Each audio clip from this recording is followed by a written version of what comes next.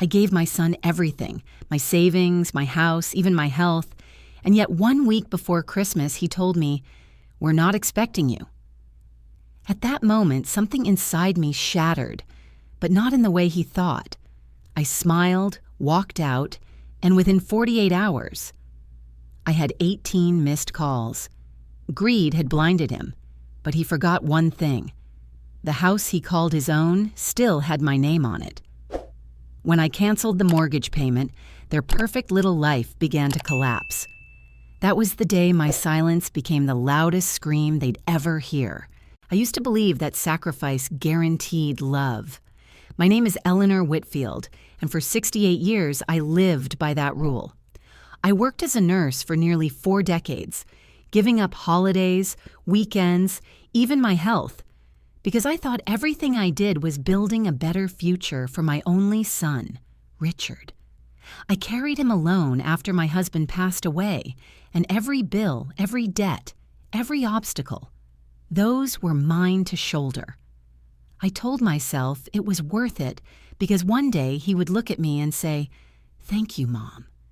That day never came. The house where Richard and his wife, Vanessa, lived was mine. I bought it with the pension money I worked my hands raw to earn. But instead of keeping it for myself, I let them move in, believing that if I gave more, our bond as a family would grow stronger.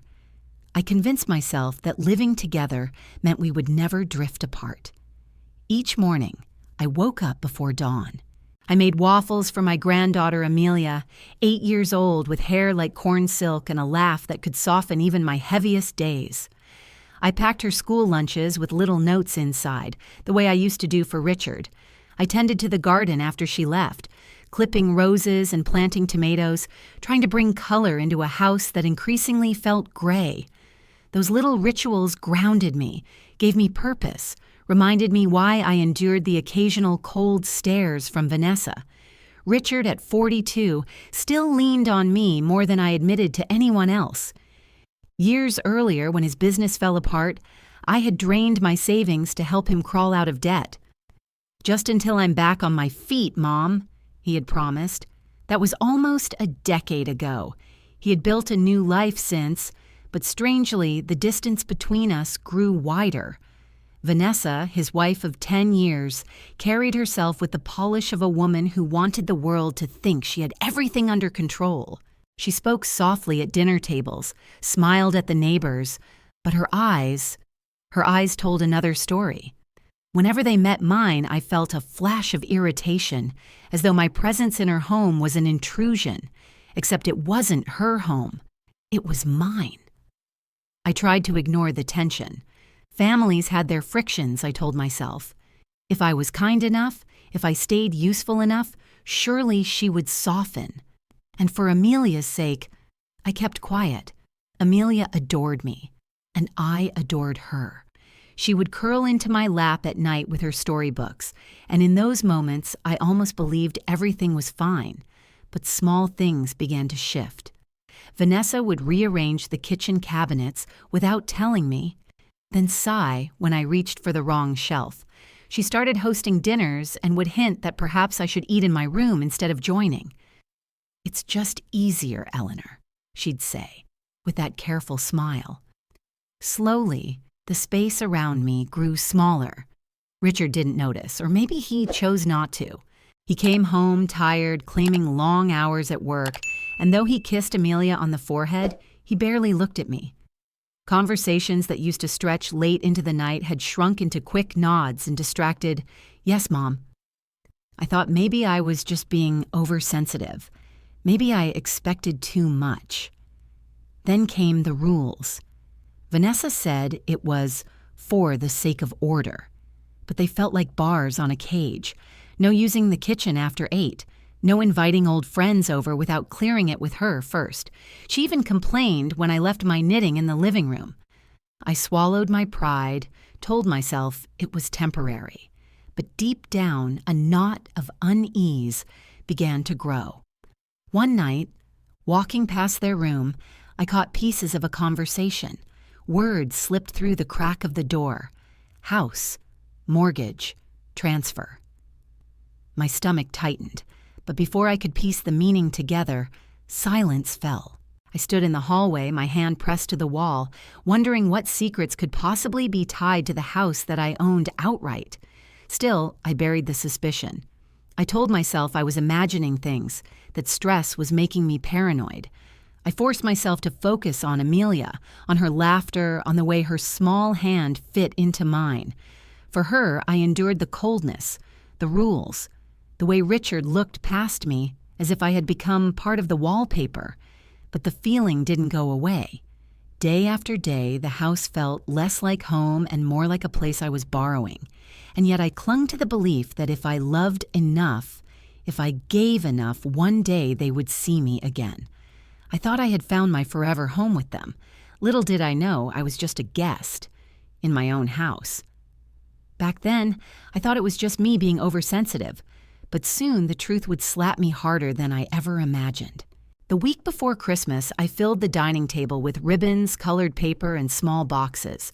My hands moved slowly, but with a familiar rhythm. I was making gifts for Amelia. Hand-sewn doll clothes, little paper ornaments she could hang on the tree. I wanted her to remember her childhood Christmases with warmth, not absence. I hummed softly as I tied bows, imagining the look on her face when she opened them. For a moment, I almost felt like the mother and grandmother I used to be. Richard walked in. His voice was flat, colder than the December air. "Mom," he said, "we're not expecting you for Christmas this year. Vanessa thinks it's best if you stay home." I froze, a half-tied ribbon slipping from my fingers. For a moment, I thought I had misheard him.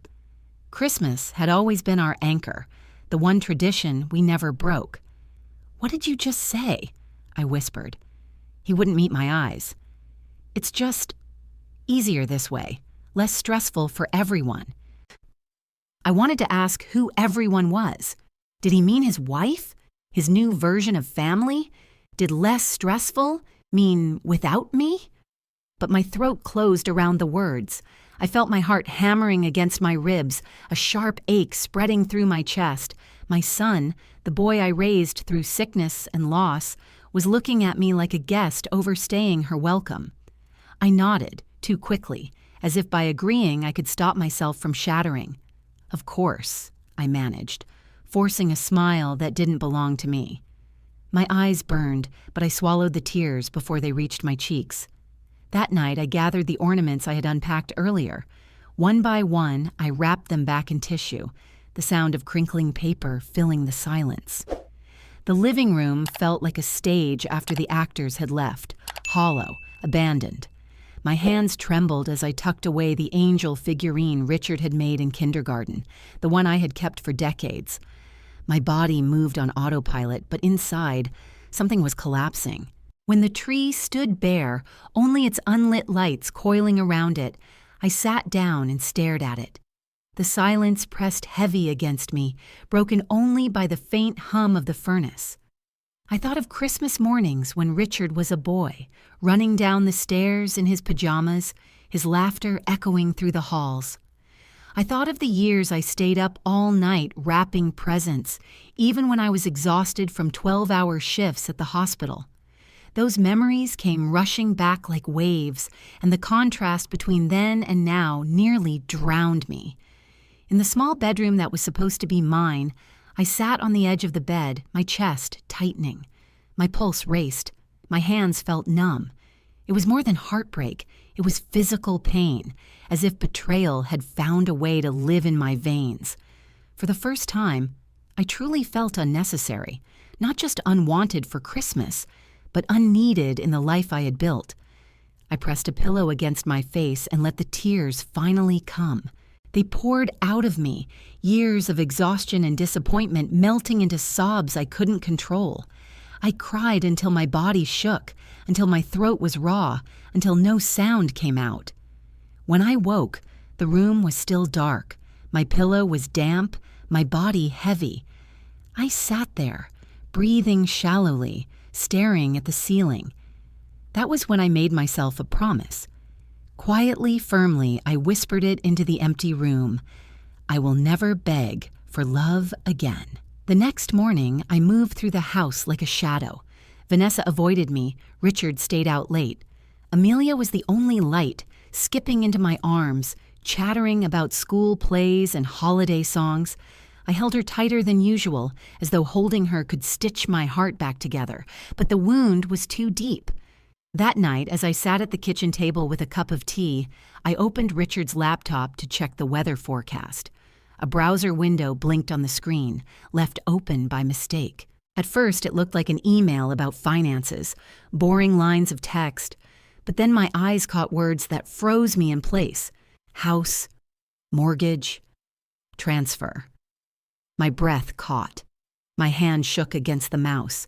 The heartbreak that had left me numb only hours before began to boil into something else entirely. Rage. That night, I thought I lost Christmas, but what I was about to lose was far more than that. The email was short, almost clinical, but every word carved into me like a blade.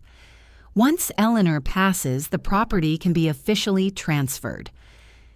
They were speaking about my death as if it were just a date to be penciled into their calendar. My hands trembled as I scrolled, reading Richard's reply, casual and obedient. Yes, I'll make sure all paperwork is ready. Vanessa wants it handled quickly. I closed the laptop slowly, my breath ragged. Memories flooded back. The times Vanessa had smiled sweetly while asking about the deed, the times Richard avoided eye contact when I mentioned property taxes. All those moments I had brushed aside as paranoia suddenly lined up, forming a truth I could no longer ignore. I wasn't being sensitive. I wasn't imagining things. They were planning for a life without me, a life where everything I had worked for belonged to them. I sat still for what felt like hours, staring at my own reflection in the darkened screen. How blind had I been? How desperate to believe that my sacrifices meant something. I had mistaken tolerance for love, convenience for care. All along, I wasn't a mother in this house. I was collateral. That night, I barely slept. Every creak in the hallway made me wonder if they were whispering about me again. Every glance from Vanessa became loaded with meaning, every silence from Richard louder than words. For years, I told myself that helping them was my purpose. But now I saw the ugly truth. They weren't living with me. They were living off me. The next morning, I made a decision. I called an old number I hadn't dialed in years. My attorney, Mr. Wallace. He had helped me purchase the house 2 decades ago, back when I still believed in building a home for the future. His voice was steady, a comfort I hadn't realized I needed. "Eleanor," he said, "do you still have the original deed?" "Yes," I whispered, "but I need you to check if anything has changed." By noon, I had delivered the documents to his office. My heart pounded as he flipped through them. After a long pause, he looked up. "The house is entirely yours, Eleanor. No joint ownership, no hidden clauses, but—" His voice trailed off and my stomach knotted. "But what?" He adjusted his glasses. "It looks like Richard has used your name for collateral before. Small loans, but enough to raise concern. If he's done it once, he may have done more." The room tilted. My son had not only erased me from his future, but had already been exploiting my name in the present. I clenched the arms of my chair, fighting the wave of dizziness that threatened to overwhelm me. When I returned home, I moved differently. Every sound of Vanessa's voice in the kitchen, every careless chuckle from Richard in the hallway, it was as though I was listening through a veil, no longer part of them, but watching from outside. I began documenting everything. I printed the emails I had seen, careful to hide them where no one would search. I kept a small recorder in my cardigan pocket, switching it on whenever their voices carried through the walls. And then came the twist I hadn't expected. Among the papers Mr. Wallace later uncovered, there was a promissory note. Richard had signed it, promising repayment on a debt I had never authorized. My signature wasn't there, but my name was. He had leveraged me, his own mother, without my knowledge. I sat on the edge of my bed that night, the papers spread before me. My chest ached, But this time it wasn't only pain, it was a rising fire. Betrayal had stripped away my illusions, but underneath it had left me something sharper: clarity. They didn't just want the house, they wanted everything. My name, my savings, my future. They wanted every last piece of me. Mr. Wallace's voice carried through the phone, low and deliberate, every word like a hammer to the fragile walls I had built around my heart. Eleanor, I dug deeper. Richard and Vanessa are planning to sell the house. They want the money to cover debts from a failed investment. For a moment, I couldn't breathe. I clutched the receiver so tightly my knuckles whitened. They weren't just planning to take what would one day be mine. They were already counting on my absence to solve their mistakes. My life, my death, reduced to numbers on a balance sheet. I closed my eyes, the weight of decades of sacrifice pressing down on me. I had worked night shifts, missed birthdays, skipped meals, and spent every ounce of strength so Richard could stand tall. And now he was ready to erase me, to trade my existence for his comfort. Even Vanessa's disdain I could tolerate, but Richard's betrayal felt like my chest had been carved open. That evening, I sat on the edge of Amelia's bed as she slept, her small body curled beneath a blanket covered in stars. Her breath was steady, her lashes resting softly against her cheeks. I brushed a strand of hair from her forehead and felt tears slip down my face. She was innocence untouched by greed, a reminder that love could still exist untainted. For the first time that week, I let myself breathe slowly. Pain and hope tangled together inside me, warring for space. I whispered into the quiet room, though she could not hear me. I won't let them destroy everything. For the first time, I wasn't just hurt. I was ready. The next morning, I called Mr. Wallace again. My voice no longer shook. "I want to take control of this," I told him. "What can we do to make sure they understand this house and my life are not theirs to gamble with?" His reply was firm. "We start by cutting them off. You've been covering the mortgage payments for years. Stop immediately. Let them feel the weight of their own choices." The thought of it made my chest tighten, not from fear, but from a strange, liberating clarity. I had been their safety net for too long. Without me, they would stumble, maybe even fall. And perhaps that was the lesson they had earned. I began gathering everything: emails I had printed, notes of conversations I had overheard, even the promissory note Richard had signed behind my back. Each page I slipped into a folder felt like a shield being forged. Piece by piece, I was building not just a defense, but an undeniable truth. It wasn't enough to stop payments. If Richard had already risked my name for loans, there was more at stake than I had realized. I asked Mr. Wallace to prepare a case for financial fraud. His brows rose when I said it, but he nodded. "If it comes to that," he said, "you'll have everything you need." At night, I rehearsed in my mind what would come. I saw Richard's face when the bills arrived unpaid, Vanessa's panic when the bank called. I imagined their arguments, their finger pointing, their realization that the empire they thought they controlled was crumbling. And I imagined my silence, the quiet power of stepping away without warning. I thought of the day they had taken Christmas from me. That day, they made me invisible. So I chose Christmas as the day they would finally see me again. Not as their servant, not as their crutch, but as the woman who still held the keys to everything they thought belonged to them. They thought I was weak. They had no idea how strong silence can be. 2 days after Christmas, my phone lit up with call after call, 18 missed in total.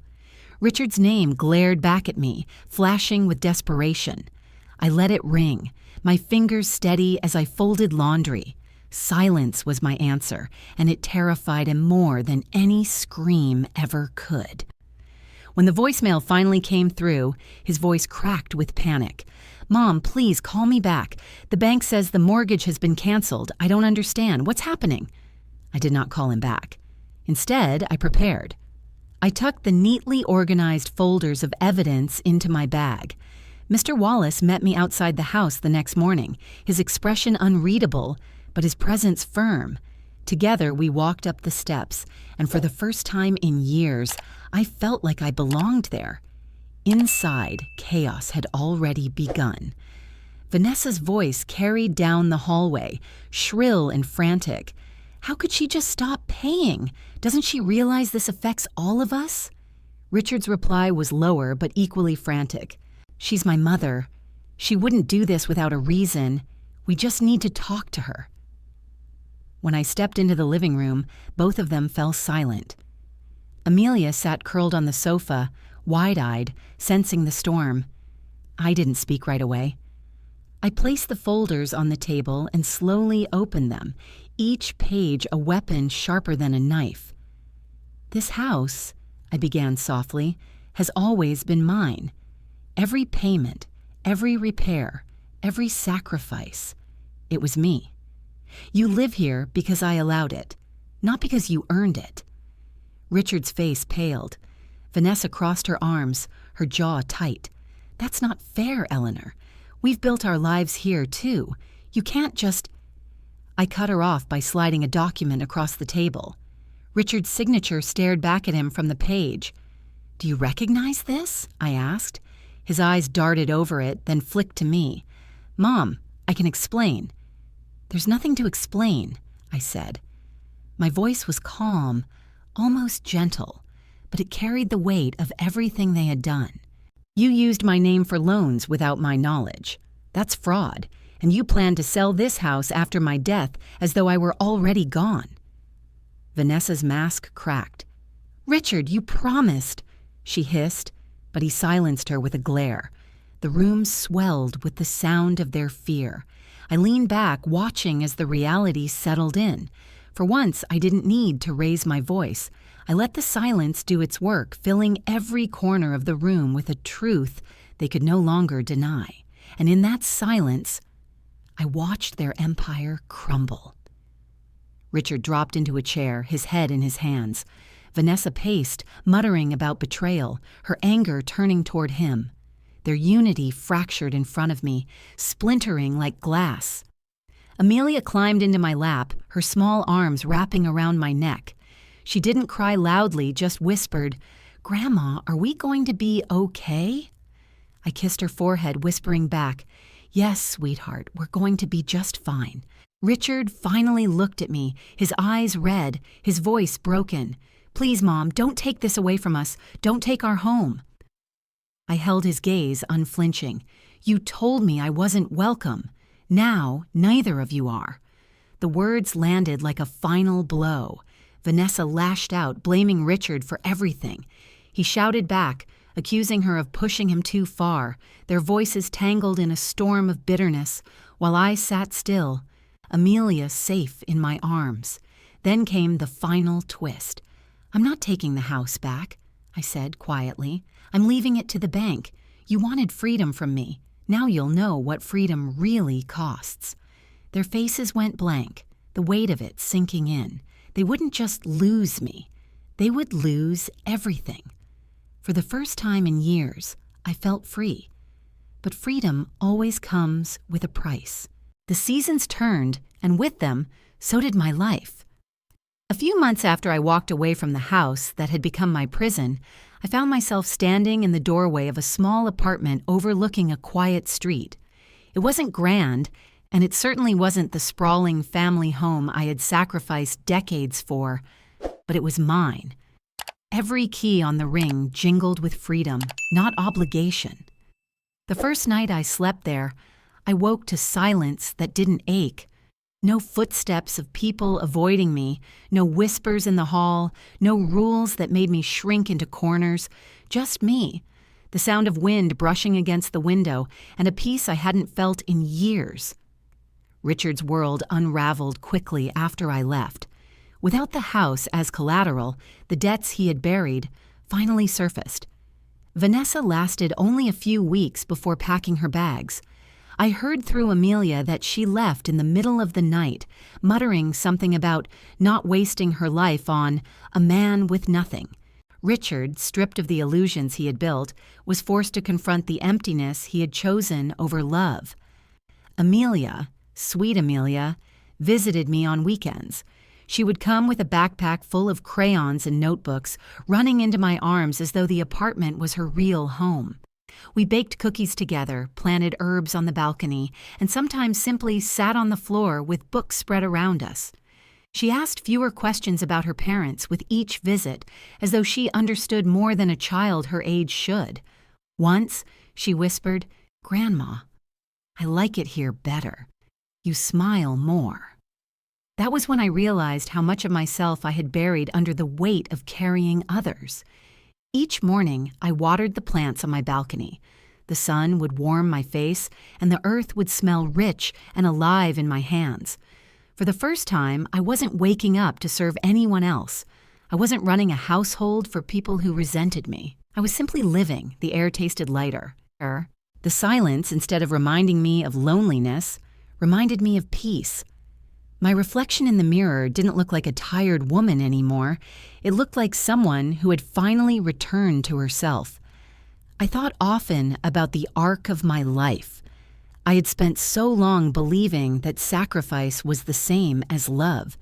I had poured everything into Richard, convinced that the more I gave, the stronger our bond would become. But love without respect curdles into entitlement, and kindness without boundaries becomes a tool for the greedy. I had taught him, without meaning to, that I would always be there, that my life was his to lean on. And when he chose Vanessa's ambition over my love, he proved that unchecked greed devours even the bonds of blood. The pain of betrayal didn't vanish, but it sharpened into clarity. I could see now that my years of sacrifice hadn't been wasted. They had shaped me into someone resilient enough to walk away when the world expected me to crumble. I had been denied the simple gratitude I thought I deserved, but in losing their approval, I found my own strength. The greatest tragedy was not losing my son's affection. It was realizing he had traded it willingly for illusions of wealth and control. Yet even that realization carried a lesson. Some people cannot be saved from their own hunger. Richard had chosen greed over grace, and he would live with the consequences. For me, the consequence was freedom. Sometimes at night, Amelia would curl beside me on the couch, her small fingers twined with mine, and I would wonder what story she would tell of her childhood when she grew older. Would she remember her grandmother as someone discarded, or as someone who stood tall when the world tried to erase her? I hoped she would carry the latter. I hoped she would learn early what it had taken me decades to see, that love is not measured by what you give up, but by what you protect. When I looked back, I no longer saw a woman who had been reduced to a guest in her own house. I saw a woman who had been tested by betrayal, who had faced the ugliest corners of human greed, and who had walked out the other side intact. The world had stripped me of illusions, but it had handed me back my self-respect. So here is the lesson, as clear as the morning sun on my balcony. Greed can destroy a family. Betrayal can cut deeper than any wound, but justice finds its way through silence and strength.